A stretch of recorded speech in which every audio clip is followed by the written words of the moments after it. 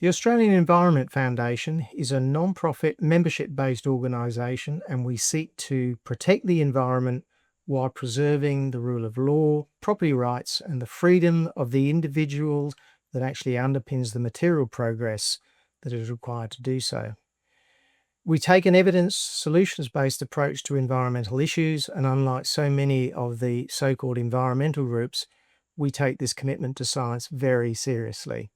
We never let ideology or politics interfere or masquerade as fair income science. So the AEF is a different kind of environmental group.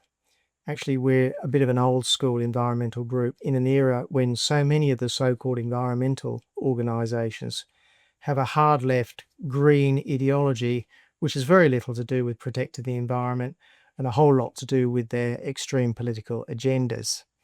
They victimise farmers. We do not.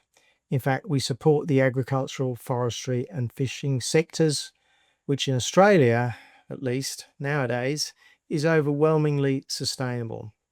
So we value evidence, developing policies and making policy decisions on the basis of facts, evidence and scientific analyses. Choice, prioritising issues on the basis of accurate risk assessment and sound economic cost-benefit analysis.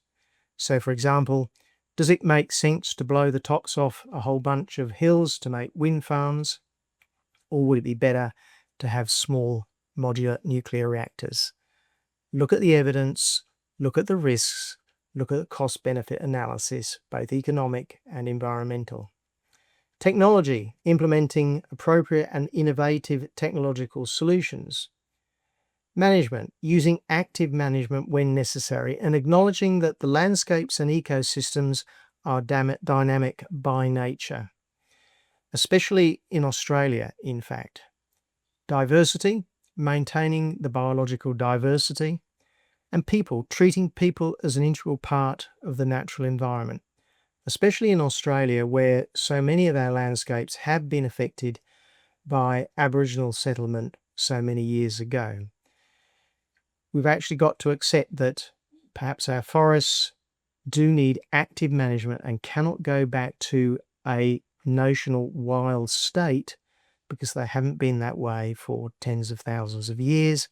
And we need our people in those forests to manage them, to actually preserve the environment and also the economies of the small towns and the people that depend on them.